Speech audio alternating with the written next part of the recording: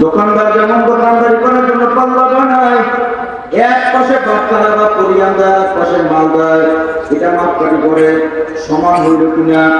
যদি সমান না হয় মাল দিয়া সমান করে, বেশি হয়ে গেলে কমায় সমান করে, এর নাম পাল্লা। নবী বলেন আমার সাহাবীরা দুনিয়া যেমন দোকানদার দোকান করার জন্য ওজন করার জন্য পাল্লা বানায়, আল্লাহ আপনাকে আমাকে ইবাদতের জন্য বানাইয়া দুনিয়া নামক বাজারে পাঠাইলেন জান্নাতের কামাই করার জন্য।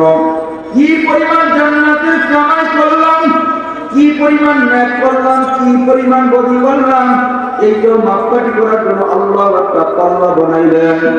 আমার নবী বলেন সাহাবীরা জানো ওই পাল্লাটার কেমন, পাল্লাটার নাম কি? না নবী জানলে আমাদেরকে জানায় দেন। হাবিবে কিবরিয়া সরকারে জানালেন নবী আরবি বলেন এ আমার সাহাবীরা ওই পাল্লাটার নাম মিজান। জানো এই মিজান নামক পাল্লাটার আয়তন কত বড়, দেখতে কত বড়, পরিধি কত বড়? না নবী জানি না, আপনি আমাদেরকে তো জানায় দেন।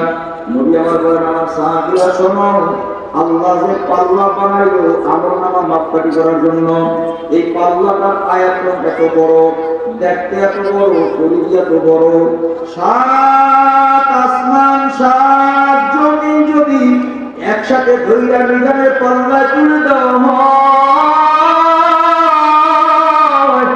মিজানের পাল্লাটা এত বড়, মিজানের পাল্লার এক কোণায় আসমান জমিন কইরা থাকবে, বাকি জায়গা খালি থাকবে। সুবহানাল্লাহ, ওদের বড় হয় না? নবী আমার বলেন আমার সাহাবীরা জানো মিজান নামক পাল্লা আল্লাহ বানাইলো, মিজান নামক পাল্লাটা এত বড়, সাত আসমান সাত জমিন যদি একসাথে ধইরা মিজানের পাল্লায় তুলে দেওয়া হয়, মিজানের পাল্লার এক কোণায় কইরা থাকবে, বাকি জায়গাগুলো খালি থাকবে। এত বড় বিশাল মিজানের পাল্লা, এত বড় বিশাল আয়তনের মিজানের পাল্লা, এত বড় পরিধির মিজানের পাল্লা। নবী বলেন আমার কোন উম্মত আল্লাহ পাকের কোন বান্দা বান্দি যদি একবার শুধু জবানে বলে সুবহানাল্লাহ, আমার আল্লাহ গোটা মিজান নামক পাল্লাটা অর্ধেকটা নেক আমল দ্বারা ভরিয়া দিবে। কথা বুঝে আসতেছে?